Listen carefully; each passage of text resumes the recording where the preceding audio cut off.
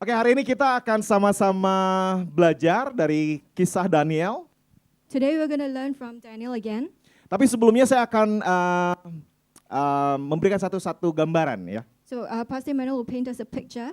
Seberapa besar dari kita yang tahu tentang satu peristiwa MotoGP di Mandalika, Lombok So, pada waktu tahun 2022? so 2022 there was Mandalika MotoGP. Yang Race. beritanya tersiar sampai ke banyak negara dan cukup menjadi trending topik di dalam sosial media. So it was a trending topic in social media. Ada yang pernah tahu? Do you know what it is? Yang gambarnya adalah seorang wanita dengan satu apa disebutnya ya, kayak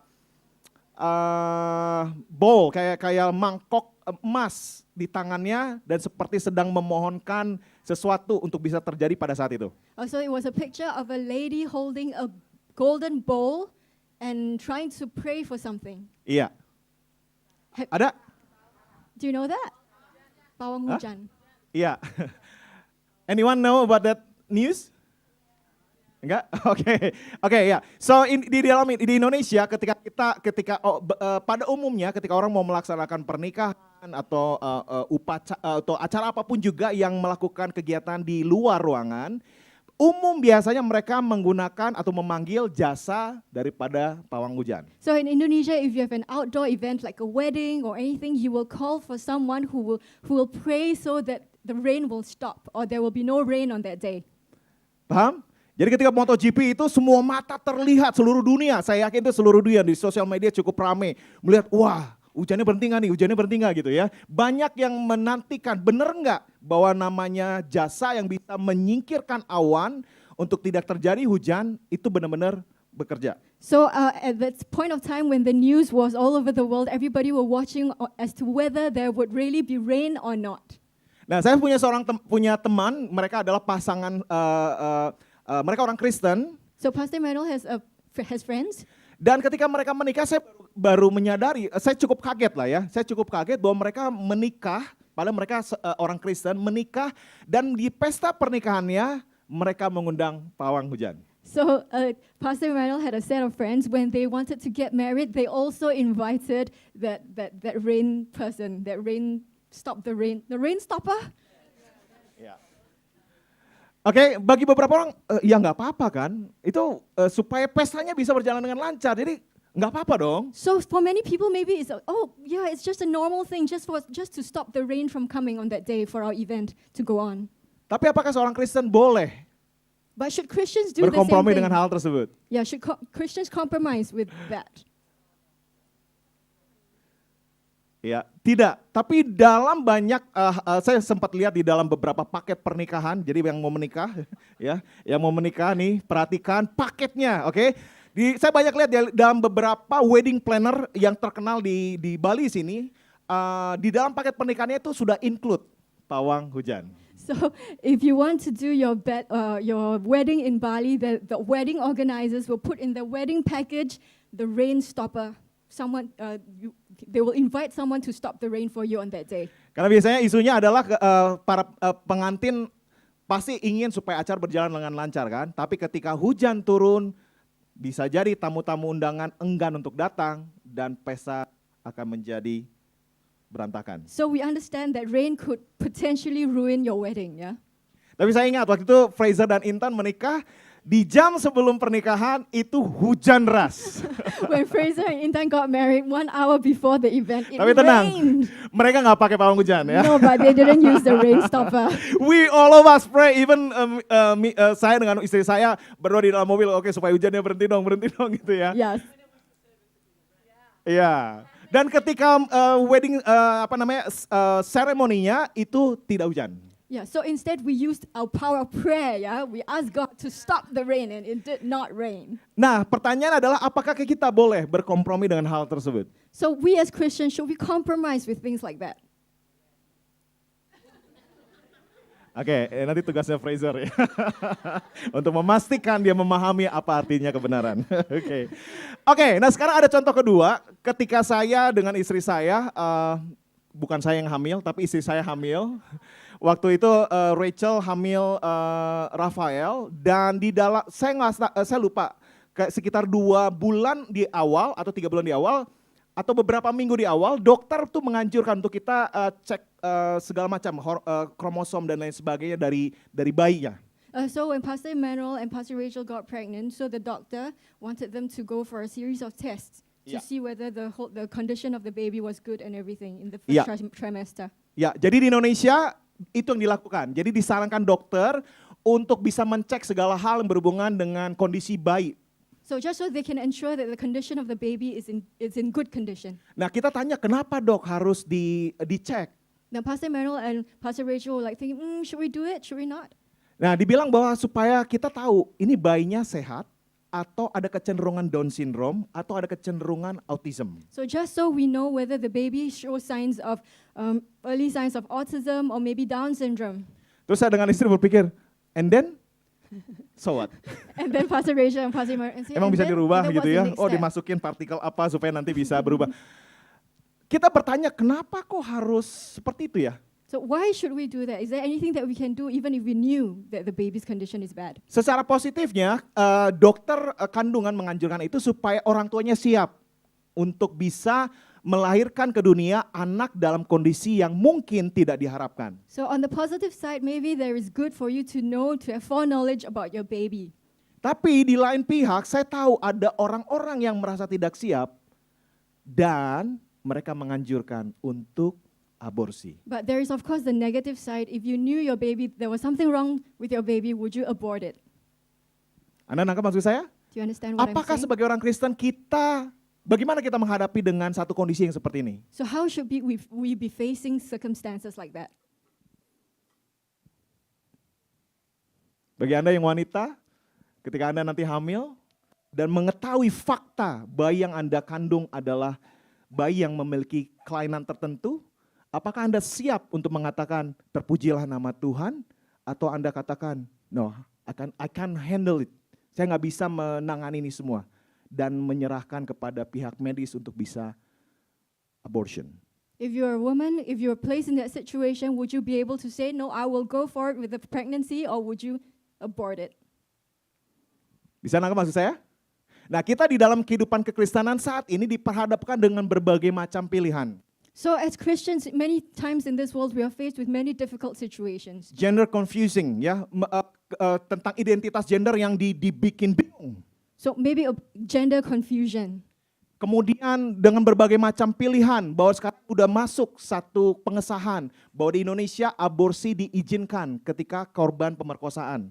Or even in Indonesia, abortion is allowed if the person was raped. The woman was raped. Nah, tapi sebagai pendeta kita, sebagai gereja, kita berpikir apakah yang harusnya kita lakukan sebagai orang Kristen? Apakah ia mengizinkan karena situasi dan kondisi tertentu, atau kita berani untuk melawan dan mengatakan tidak, dan kita tolong orang tersebut? As churches, how do we face these dilemmas? Do we go ahead? Do we help them? Do we say no, or do we say yes? Nah, inilah yang cukup menggerakkan hati saya dengan Rachel ketika kita mendukung salah satu yayasan yang mereka menolong para wanita yang hamil di luar kehendak, yang tidak diinginkan keluarga, yang diasingkan oleh keluarga dan ditolong. Dan kita sangat tersentuh hatinya karena kita melihat banyak bayi-bayi, di situ ada Christine juga ngelihat, ada Lynn ngelihat, ada banyak bayi-bayi yang mereka butuh namanya pelukan. Mereka butuh kasih sayang. Ada banyak ibu-ibu juga yang mereka mengalami yang namanya trauma. So there was this foundation that Pastor Emmanuel and Pastor Rachel visited with some of the church members that focused on keeping these babies, these women who are pregnant who are unwillingly pregnant, but they chose to keep the babies, and this is where they shelter the babies. Oke, are you get it? Nangkap maksud saya ya? Nah, sekarang judul yang saya mau sampaikan pada pagi hari ini adalah Are you a conformer or a transformer? Apakah Anda yang seorang konformis atau transformator? Cukup asing mungkin bagi Anda, tapi konformis adalah orang yang mengikuti dan menyesuaikan diri dengan budaya di sekitarnya. So the theme of today's sermon is, are you a conformist or are you a transformer? Conformists are people who follow and adapt to the culture around them. Dia mengubah dirinya, cara berbicara dan perilaku karena kondisi lingkungan yang ada. So they will change themselves to adapt to the world around them. Nah, Transformer adalah seseorang yang mengubah dunia sekitarnya. Whereas a transformer is someone who changes the world around them. Ketika kita bertanya sama diri kita sendiri, So the question for us this morning is, apakah kita mengikuti pola dunia atau kita mengubah hal-hal di dunia tempat Tuhan menempatkan kita? do we follow the patterns of the world or do we effect change on the world around us, wherever God has placed us? Mana yang lebih mudah? Which is easier? Ngikutin aja lebih mudah kan? Ada banyak orang yang bilang kita ngeflow aja Pak, kayak sungai, kayak air yang mengalir gitu ya. So the Japanese people will say, oh, we just flow like a river. Kita ngalir aja Pak, hidup just itu flow. mengalir. So we just flow where the river takes us. Tapi ada waktu di mana kita harus melawan arus, betul? But there are times when we have to go against the what? The flow, the tide. Nah, apakah Anda berkompromi dengan hal-hal yang di luar daripada kehendak Allah? So are you compromising with the world against God's will? Dan mengizinkan diri Anda untuk mengikuti pola dunia yang ada, atau kita mengubah hal-hal di dunia ini menjadi sesuatu hal bagi kemuliaan Tuhan? So do you sit on the fence? Do you follow the patterns of this world? Or perhaps you're making a difference in the world around you? Nah, hari ini kita akan belajar kembali ke dalam kehidupan Daniel, karena secara umum orang taunya waktu dengar kisah Daniel, apa yang akan mereka sebutkan? Goa singa. Karena di sekolah minggu kita belajar begitu ya, kalau yang sekolah minggu. Daniel identik dengan goa singa aja. So by and large, people will know Daniel mainly from the story Daniel in the lion's den. Dan selain itu tentang Daniel dan Sadrak, Mesak, dan Abednego. Or maybe Daniel, Shadrach, Meshach, and Abednego. Tapi sebenarnya kalau kita coba renungkan, banyak kisah Daniel ini yang sebenarnya mungkin kita nggak sadari. Apa sih yang terjadi dengan kehidupan Daniel tentang bangsa Israel dan kehendak Allah. So, but if we paid more attention, we can learn about about Daniel, about Israel, about the will of God in the world.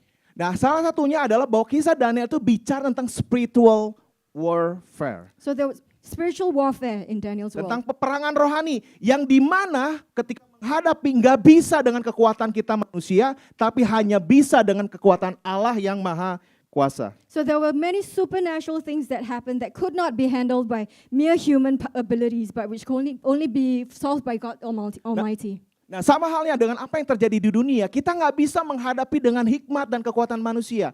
Hanya dengan kekuatan Allah kita mampu untuk tetap setia dan berjalan bersama dengan Allah. So many times we cannot only rely on human wisdom, we need God to be able to solve the problems in our lives. Oke, nah sekarang kita baca di dalam Daniel 1 ayat 1 sampai 2. Daniel chapter 1 verses 1 to 2. Ya, saya akan bacakan terlebih dahulu di dalam bahasa Indonesia, kemudian Ibu Hosan akan baca di dalam bahasa Inggris. Oke, pada tahun yang ketiga pemerintahan Yoyakim Raja Yehuda, datanglah Nebukadnezar Raja Babel ke Yerusalem, lalu mengepung kota itu. Tuhan menyerahkan Yoyakim Raja Yehuda dan sebagian dari perkakas-perkakas di rumah Allah ke dalam tangannya. Semuanya itu dibawanya ke tanah Sinear, ke dalam rumah dewanya. Perkakas-perkakas itu dibawanya ke dalam perbendaharaan dewanya. In the third year of the reign of Jehoiakim, king of Judah, Nebuchadnezzar, king of Babylon, came to Jerusalem and besieged it. And the Lord gave Jehoiakim, king of Judah, into his hand with some of the vessels of the house of God. And he brought them to the land of Shinar, to the house of his God, and placed the vessels in the treasury of his God. Kita tahu bahwa bangsa Israel adalah bangsa umatnya Tuhan, betul? So we know the Israelites are God's people. Tapi lihat ayat 2. But in verse 2 it says, Dikatakan Tuhan yang menyerahkan Yehuda untuk ditaklukkan oleh Babel. it was God who handed over Judah to be conquered by Babylon. Loh kok bisa gitu? Why? Kenapa begitu? How could that be? Bagaimana bisa umat yang dipilih Tuhan tapi Tuhan sendiri yang menyerahkan untuk ditaklukkan ke Babilonia? Why did God do that to his own people? Kenapa? Why? Apa yang salah? Tuhan yang salah? What went wrong? Was it Seringkali God? kita merasakan, kenapa saya ada di tempat ini? Kenapa saya berada di dalam satu situasi seperti ini? Dan mungkin kita menyalahkan Tuhan yang gak becus. So maybe we find ourselves in situations and maybe we blame God for placing us in that situation. Tapi mungkin sebaiknya kita harusnya bisa memahami apa menjadi rencana Tuhan dalam kehidupan kita. But it's better if we ask God, what is your will? What is your plan for me in this situation? Oke, nah sekarang kita akan sedikit belajar sejarah, oke? Are you guys ready? Siap ya? We want to learn from the history of Israel, so are you guys ready? Oke. Sit tight your belt. Oke. Nah sekarang kita mari lihat ke belakang. Dalam sejarah dan kitab para nabi, selama puluhan tahun, Allah telah memperingatkan para pemimpin Yehuda, pemimpin Israel melalui nabi-nabinya. So let's look back in history and the books of the prophets. For decades, God had warned the leaders of Judah through his prophets. Nah, selama puluhan tahun, For decades, God has warned them. dikatakan bahwa penyembahan berhala, amoralitas, dan ketidakadilan terhadap orang miskin akan menyebabkan kehancuran bangsa Israel. So God hated idolatry, God hated immorality and injustice toward the poor. This will all lead to the destruction of the nation. Puluhan tahun, can you imagine? Puluhan tahun Tuhan memperingatkan, hey bangsa Israel, hey Yehuda, jangan lakukan itu. Puluhan tahun dan mereka nggak dengarin. For decades, that was the message to the Israel over and over again. Kemudian Tuhan kirimkan para nabi bernubuat akan datangnya hari ketika Tuhan akan membawa pasukan Babel untuk menghancurkan Yerusalem dan bait suci serta membawa orang-orang Israel sebagai tawanan ke Babel. So the prophets, they prophesied of the coming day when God would bring a Babylonian army to destroy Jerusalem and the temple and take the Israelites captive to Babylon. Nah, seabad sebelum kejatuhan Yerusalem ke dalam tangan Babilonia, Nabi Yesaya telah mengumumkan pesan tersebut sebenarnya. So 100 years before the fall of Jerusalem, the prophet Isaiah had announced the message. Ratusan tahun, Hundreds of years before. ratusan tahun sudah diperingatkan. Hundreds of years before. Dan bangsa Israel punya lembaran surat daripada Nabi Yesaya. Ratusan tahun sudah diperingatkan, tapi mereka enggak mau dengar. So that was the message for hundreds of years. Kemudian Nabi Mika pun sama menyampaikan bahwa akan ada terjadinya penaklukan Yerusalem oleh bangsa Babel. Prophet Micah said the exact same thing. Nabi Habakuk dikatakan bersedih karena tidak dapat memahami bagaimana mungkin Allah dapat menggunakan orang Babilonia yang tidak takut akan Tuhan untuk menghukum umatnya sendiri. The prophet Habakkuk grieved because he could not understand how God could use the godless Babylonians to punish his own children. Bahkan Nabi Yeremia hidup untuk melihat nubuatan-nubuatan dari para nabi tergenapi. Ditambah lagi nubuatan-nubuatannya sendiri, semuanya ternyata menjadi kenyataan. And the prophet Jeremiah lived to see all these prophecies come true. And then also plus his own prophecies, Jeremiah, everything came true. Anda bisa bayangkan bahwa Tuhan begitu mengasihi bangsa Israel sehingga dia memperingatkan.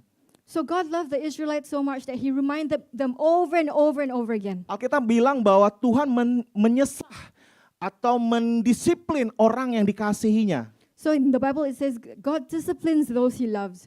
Jadi ketika Anda saat ini mungkin merasa bahwa saya kayaknya kok berat banget hidup ini ya. Mungkin Tuhan sedang disiplin Anda. Ada sesuatu hal yang Anda harus shifting, bertobat dan kembali sama Tuhan. Maybe you feel like life is difficult now. You feel like everything is moving so slowly. It's so burdensome. Then maybe you should reflect on your own life. What have you been doing wrong? Nah, sekarang pertanyaan, kenapa Tuhan membiarkan bangsa Israel ditaklukkan oleh bangsa Babilonia? So why did God allow that Judah to be conquered by Babylon? Nah, kita ingat bahwa di zaman Musa, Tuhan telah membuat perjanjian dengan orang Israel. Berjanji bahwa dia akan memelihara mereka dan memberkati mereka jika mereka mentaati ketetapan Tuhan. So way back in the time of Moses, when God made a covenant with the Israelites, he promised that he would preserve them and bless them if they obeyed his decrees. Dia akan menghajar mereka dan menyebarkan bangsa Israel kepada bangsa-bangsa lain jika mereka tidak taat. But if they were to disobey, then he would chastise them, he would scatter them among the Gentiles. Itu perjanjiannya. That was the covenant. Bahwa mereka akan menjadi bangsa yang khusus, spesial di hadapan Allah, diberkati. Maka kita tahu banyak penemu-penemu itu adalah memiliki darah Yahudi. Karena Tuhan berkati mereka. God blessed them so much. He wanted them to be the one and only way that he could bless the Gentiles. Anda nangkap maksud saya? Tuhan kenapa sampai izinkan itu terjadi? So why did God allow for that to happen? Karena di dalam matanya Tuhan, di dalam kedaulatannya Tuhan, di dalam rencananya Tuhan, Tuhan ingin bangsa Israel itu menjadi terang bagi bangsa-bangsa lain. So in God's sovereign and glorious plan, he wanted Israel to be a light to the Gentiles. Supaya bangsa lain bisa mengakui bahwa ada Allah yang benar-benar Allah yang hidup, yang berkuasa atas segala langit dan bumi. So the Israelites could show to the Gentiles around them that there is only one sovereign God. Sehingga bangsa Israel bisa mengungkapkan kemuliaan Allah yang benar dan hidup itu. So the Israelites could reveal the glory of the true and living God. Nah, jadi kalau kita melihat, jikalau bangsa Israel memahami akan rencana Allah, seharusnya betul kalau mereka baca tuh Yesaya, Mika, dan lain sebagainya yang mereka baca, seharusnya apa yang mereka lakukan? Berhati-hati dengan bagaimana mereka berperilaku. So if only the Israelites understood God's plan, they would have listened to the prophets, they would have made their lives right before God. Mereka seharusnya hidup benar di hadapan Allah. They would have lived righteously before God. Tapi apa yang mereka lakukan? But instead, what did they do? Mereka menyembah dewa-dewa daripada bangsa-bangsa lain. They became like the Gentiles and worshiped their false gods. Mereka kompromi dengan apa yang bangsa yang lain lakukan. They compromised with the other ungodly people. Mereka merubah budaya mereka menjadi sama dengan budaya orang-orang yang tidak mengenal Allah. They changed their worship culture to a culture that does not worship the one true God. Nah, ini dalam sejarah membuktikan bahwa raja-raja dan pemimpin-pemimpin yang tidak saleh, yaitu di bangsa Israel, nabi-nabi palsu dan imam-imam yang tidak beriman adalah penyebab kemerosotan moral dan kehancuran bangsa Israel. So the nation was destroyed because there were ungodly kings and leaders, there were false prophets, and there were unbelieving priests who all led the people to disbelieve in God. Anda nangkep maksud saya sekarang? Bahwa apa yang terjadi terhadap bangsa Israel, kenapa mereka sampai ke Babilonia itu karena perbuatan salah yang mereka lakukan di hadapan Tuhan. Mereka mengingkari perjanjian mereka dengan Allah. So this was a consequence of their disobedience towards God. Anda pernah punya anak yang sudah berkeluarga, yang punya anak, bagaimana perasaan Anda ketika anak Anda sudah dikasih tahu berkali-kali, jangan lakukan, dilakukan. Jangan lakukan, dilakukan. Saya dengan Rachel punya jurus maut. So, kami katakan, kalau kamu lakukan lagi, kami akan disiplin. So do you have your own children, when you tell them no, they keep doing it. If you tell them to do this, they won't do it. So Pastor Manuel and Pastor Rachel has, Rafi? Ya, jikalau kamu lakukan ini, kami akan disiplin kamu. So they tell Rafi or Annabelle, if you do this, we will discipline you. Apa yang dia lakukan? And what does he do? Dia lakukan lagi. He does it again. Dan kemudian tangan Tuhan bekerja. And then the hand of God came upon him.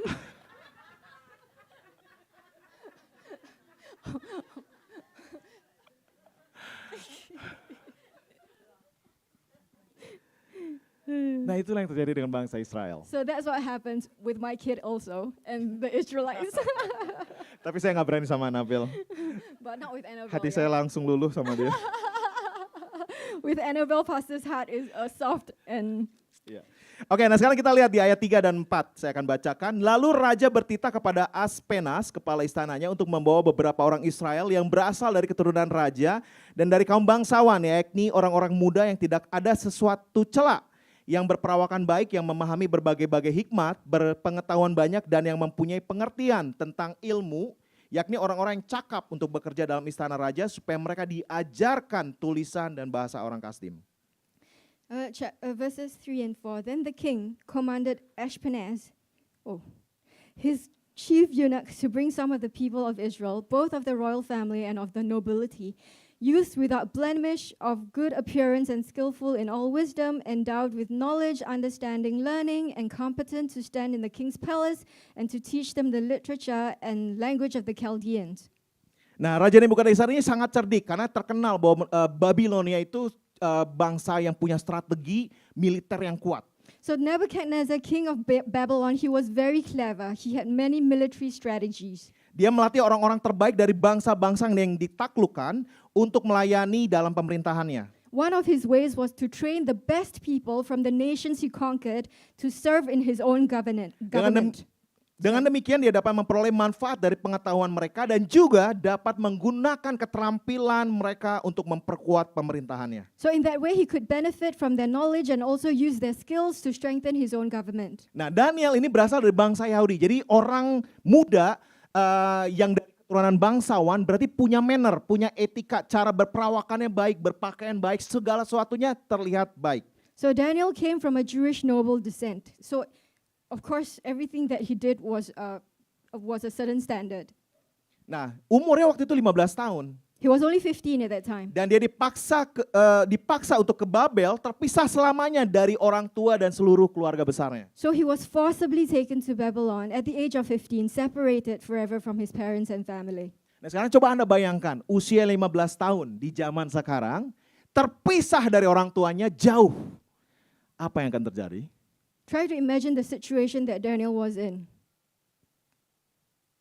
Bayangkan diri Anda deh, 15 tahun, terpisah dari orang tua, Imagine yourself at 15, separated from your parents, nggak ada saudara, no relatives, hanya Anda dan bersama teman-teman Anda. only you and your friends. Apa yang akan terjadi? What will happen? Hah? Party? Still alive. As long as good. Menangis sejadi-jadinya kan.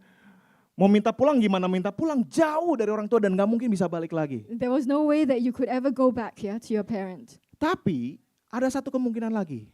But there was another possibility. Kebebasan, freedom. Maybe it's Wah, freedom that they want. selama ini pakai baju yang rapi, nggak mau. Disuruh bangun tidur pagi-pagi, tidur harus cepat, nggak mau. Bisa jadi mereka berkompromi dengan apa yang baik, dan karena dalam kebebasan mereka melakukan apa saja yang mereka mau. So it could also be possible that they found this freedom. They didn't have to wake up early in the morning. They don't have to dress a certain way. Maybe they found it freeing. Betul?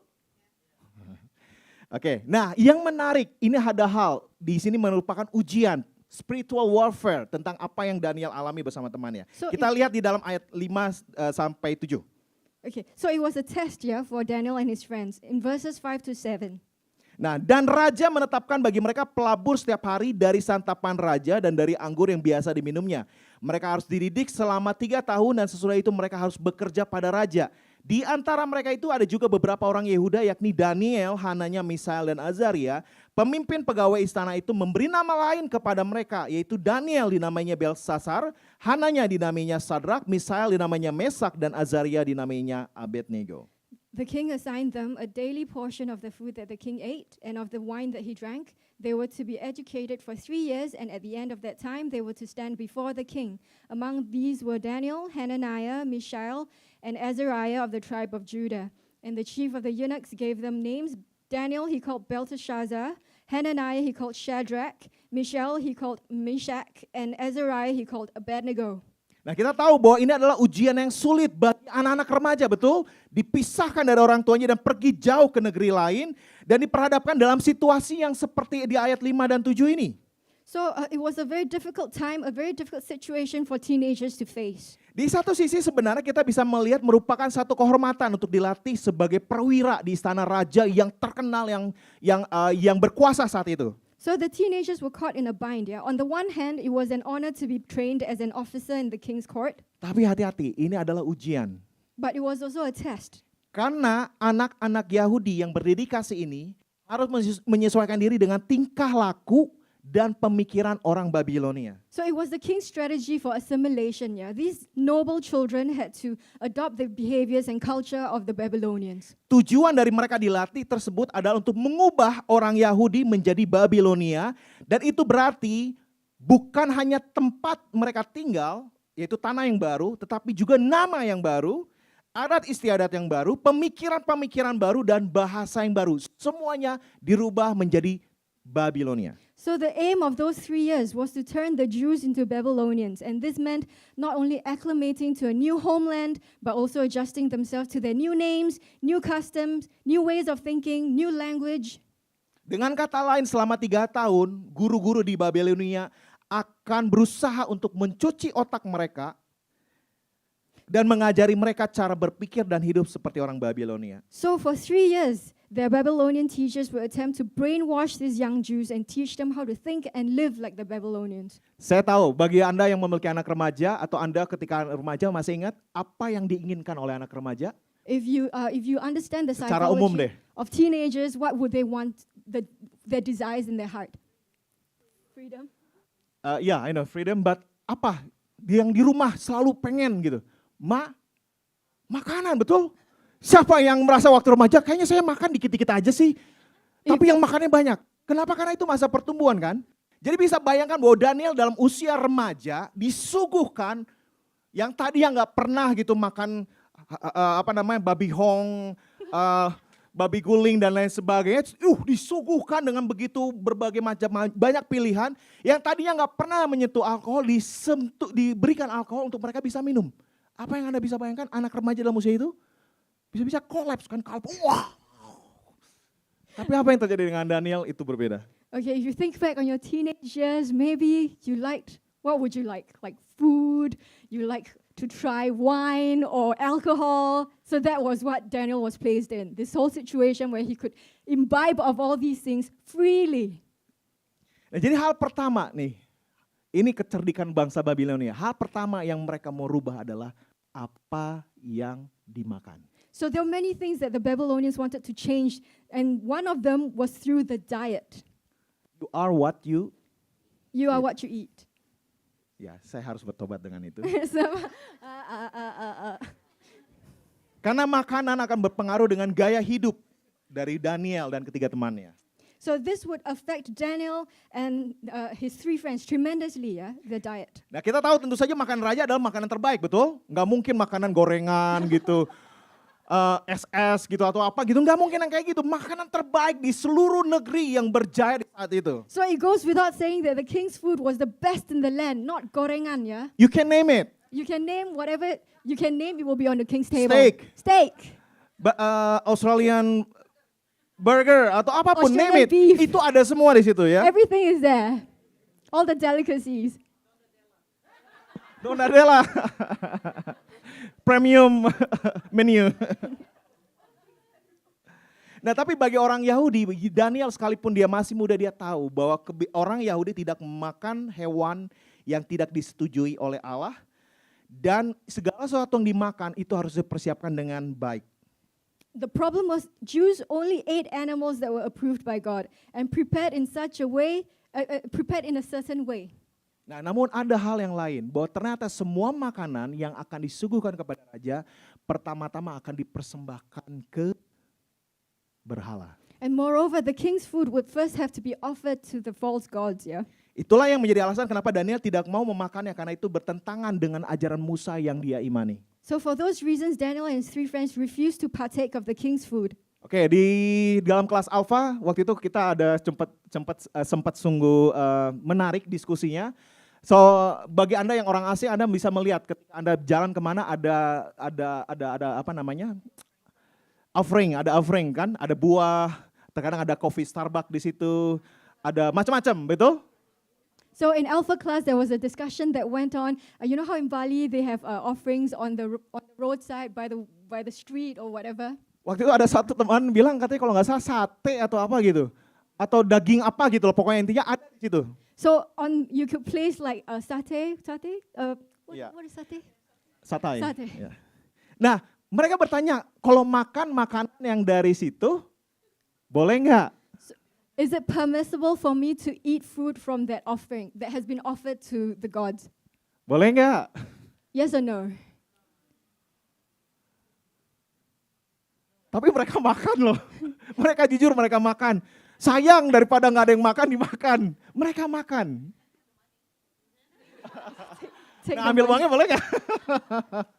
Ada Starbucks loh. Sometimes there's like Starbucks. So can you drink that Starbucks? Or eat that satay? Oke, nanti Anda bisa tanya sama Debbie atau Maybe Olin we di can sana discuss. apa jawabannya, oke? Yeah. Karena mereka sudah berdiskusi dan mereka tahu apa jawabannya, oke? Nah, hal yang kedua setelah makanan yang dirubah, karena itu menjadi satu kebutuhan anak remaja, pertumbuhan mereka dikemukakan dengan makanan yang begitu mewah dan sangat mengenakan, tapi mereka menolak itu semua. So they refuse to partake of the diet that the king has set out for them. Nah, hal kedua yang mereka di-squeeze, saya senang dengan istilah bahasa Inggris, di-squeeze, dipaksa untuk bisa berubah dari orang Yahudi menjadi orang Babilonia. Yang kedua adalah berhubungan dengan nama. So the second thing to change were the names. Berhubungan dengan nama. Di Indonesia, khususnya di Pulau Jawa gitu, ada namanya Sugih. Namanya Sugih. Sugih itu artinya kaya, kaya raya. So in Java, there is a Javanese name called Sugi, which means prosperous and wealthy. Terus apa lagi? Arjuna. Gitu ya. Arjuna.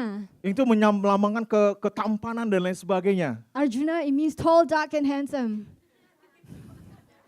Akulah Arjuna. Gitu ya.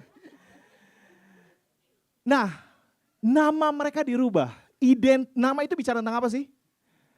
Anda memilih dipanggil, hey, kamu sana, sini. Dipanggil begitu atau Anda dipanggil nama? Immanuel, sini. Mana yang Anda pilih? Enggak ada pilihan ketiga. So your names is your identity. You are called by your name, not hey. Anda paham? Nah, itu yang dirubah. Nah, Anda bisa pahami sekarang. Daniel itu berarti Tuhan adalah hakimku, tetapi diubah menjadi Belsasar atau Bel melindungi hidupnya. Bel nama dewa daripada Babel.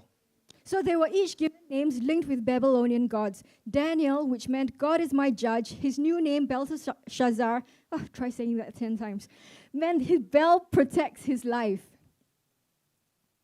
Can you imagine? Namanya bagus, Immanuel jadi, ya apa? Emmanuel, God with us. God is with us menjadi, something like that. Oke. Nah yang kedua, selanjutnya Hanania berarti Tuhan menunjukkan kasih karunia, tetapi diubah menjadi Sadrak. Berarti nama Sadrak itu berarti perintah aku. Aku ini nama dewa bulan. Hananiah means God shows grace, but was changed to Shadrach, meaning command of Aku, the moon god. Saya setelah memahami ini, waduh, itu orang tua yang memberikan nama anaknya Sadrak, kemungkinan menyesal gitu ya, setelah memahami arti ini. Karena saya punya teman namanya Sadrak. Ya, ada yang namanya Abednego juga. Ya. Oke, nah sekarang kita lihat Misael, berarti siapa yang seperti Tuhan diganti menjadi Mesak, yang berarti siapa yang seperti aku. Aku nama dewa bulan. Mishael means who is like God, Jehovah God, and changed to Meshach, meaning who is like Aku, the moon god. Dan kemudian selanjutnya Azaria berarti Tuhan adalah pertolonganku, dirubah menjadi Abednego yang berarti hamba Nebo. Azariah means the Lord is my help, changed to Abednego, meaning servant of the god Nebo. Nah, nama Allah yang benar dan hidup digantikan dengan nama-nama dewa Babel yang palsu. Tetapi apakah kita mengharapkan orang-orang yang tidak percaya untuk melakukan hal yang lain? Mengikuti atau berani untuk menolak? So the name of the true and living God has been replaced by the names of the false gods of Babel. But how could we expect unbelievers to do anything else? Nah sekarang kita lihat hal yang ketiga untuk bisa squeeze yang merubah bangsa orang Daniel bersama temannya ini menjadi orang Babilonia, yaitu mereka harus mempelajari bahasa yang baru dan mungkin tidak ada kesempatan mereka menggunakan bahasa aslinya mereka. So the third thing was learning a new language and practicing customs that were contrary to the laws of Moses. They could no longer use Hebrew, the language that they were using before. Ya, dan mereka harus mempraktekkan adat istiadat yang bertentangan dengan hukum Musa. So everything was contrary to the laws of Moses. Kita tahu bahwa bangsa Babilonia adalah tukang bangunan, ahli perhitungan, ahli strategi militer yang hebat, tetapi agama mereka berakal dari tahayul dan mitos. So the Babylonians, they were great builders, they were mathematicians and military strategists, but their religion was rooted in superstition and myth. Anda bisa bayangkan, itulah yang dunia coba lakukan sama kita. Merubah identitas kita, merubah apa yang Tuhan sudah tetapkan, dirubah. Merubah gaya hidup kita, apa yang kita makan, apa yang harusnya kita pikirkan, dirubah. Dipaksa berubah. Kenapa saya bilang dipaksa? Kita bisa lihat apa yang kita miliki saat ini. Internet, teknologi, itu semua baik, tapi kita sengaja dipaksa untuk bisa berubah menjadi apa yang dunia inginkan. So in a similar way, the world around us, they're trying to squeeze us, to pressure us into the mold of the world through the internet, social media, etc. Nah, tapi apa yang Daniel dan ketiga temannya lakukan, mereka tidak mengizinkan diri mereka didikte oleh keadaan yang dihadapi. But Daniel and his friends, they refused to be molded into that situation. Mereka menjadi orang yang bukan dipengaruhi, tapi mereka mengubah satu situasi. They didn't want to be the ones to be changed, but they wanted to change the situation. Dan mereka mengubah pikiran para penguasa yang berkuasa dan mendatangkan kemuliaan besar bagi nama Tuhan di negeri orang yang tidak menyembah Allah.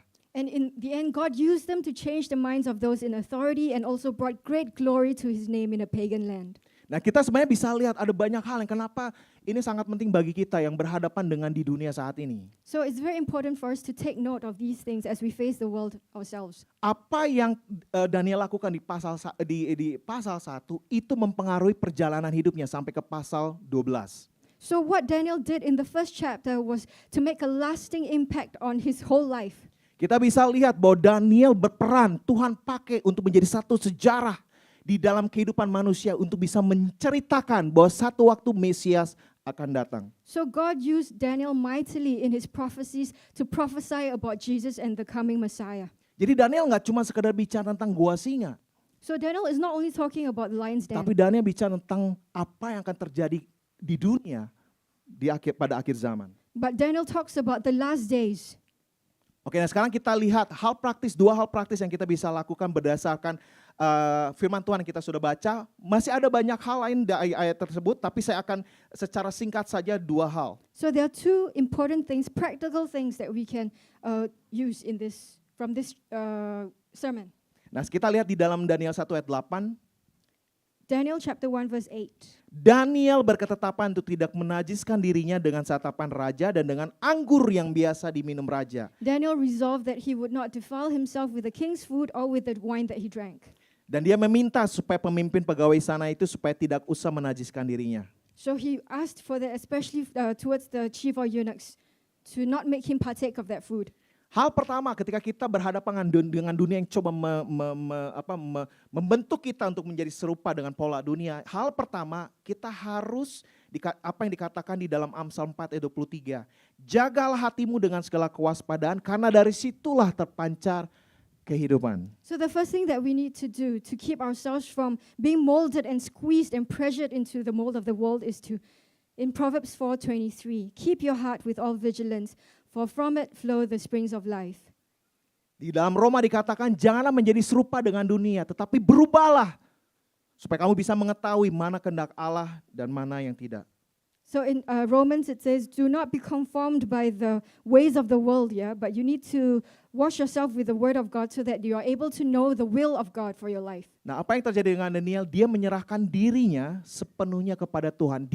Jadi tempat dia berada itu nggak jadi masalah. Yang terpenting adalah hatinya tetap menyembah kepada Allah. So number one, Daniel surrendered himself completely to God. It didn't matter what the situation around him was like, his physical location. The number one thing is his heart and his entire being was dedicated to God. Hati Daniel dan seluruh keberadaannya adalah miliknya Tuhan. So everything that he was, he belonged to God. Seperti apa yang Pastor Reja sudah sampaikan minggu lalu bahwa nyawa pun harus hilang, dia nggak ada masalah. Karena hati tetap tertuju menyembah kepada Allah. So even if we were to lose our lives, it doesn't matter because we focus ourselves on God.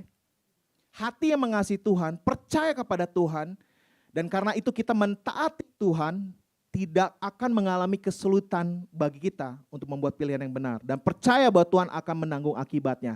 Ingat firman Tuhan yang bahwa Tuhan betul bekerja di dalam segala sesuatu mendatangkan kebaikan. Inilah yang akan Tuhan lakukan dalam kehidupan kita. So if you have a heart that loves God, you believe in God, and you obey God, you will have no difficulty in making the right choices and trusting that God will overcome the consequences for you. Romans 8:28, all things will work together for the good of those who love Him. Iman bukanlah percaya ketika ada buktinya, tetapi percaya, melainkan selalu taat meskipun ada konsekuensinya. It has been rightly said that faith is not believing when there is evidence, but rather obeying despite the consequences.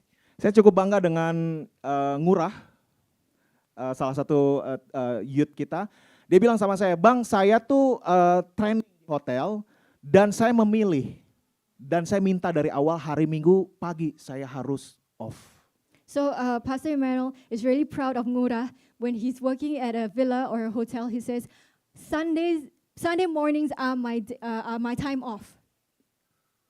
Dan kita tahu banyak teman-teman yang kerja di hotel dan mereka nggak bisa meluangkan waktu ke gereja karena jadwal kerja. Saya nggak menyalahkan ya, jangan merasa, tersinggung nih. Enggak. Saya nggak menyalahkan itu. Tapi anak yang masih muda, yang seharusnya sebagai siswa sekolah, dia nurut kan dengan peraturan apa yang diberikan oleh hotel, tapi dia bisa berani ngomong.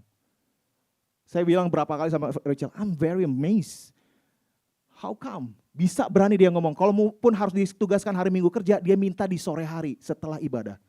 So there are many times, many people who work in hotels because of the schedules. Maybe you cannot come to church because on Sundays you have duties.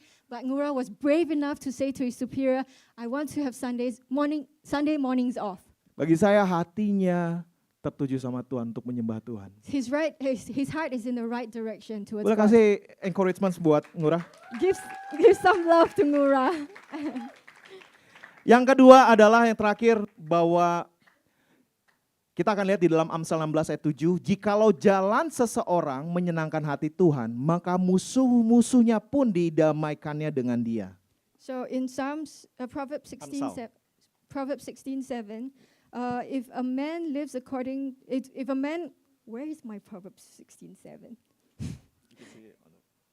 Oh, when a man's ways please the Lord, he makes even his enemies to be at peace with him. Langkah kedua adalah bersikap ramah terhadap mereka yang berwenang. So the second step is to be friendly towards those in authority. Ketika Daniel harus menghadapi Raja Babilonia, kekuasaan Babilonia yang coba merubahnya, dia nggak melakukan pemberontakan. Hei anak muda, come on, demo, kita lakukan, bakar, dan lain sebagainya. Dia nggak lakukan itu, dia ramah. Dia menghormati pihak yang berwenang. So even when he was facing with opposition, when he wanted to do something, he wanted to change it, he didn't do it in a threatening way. He did not stage a protest or burn down any buildings, but they were polite. They asked. Ya, dan kita tahu banyak anak muda yang sebenarnya ketika menghadapi masa sulit, dia akan terus bisa berontak dan punya kekuatan untuk bisa melawan. So we know as teenagers, they are prone to be a bit more rebellious than.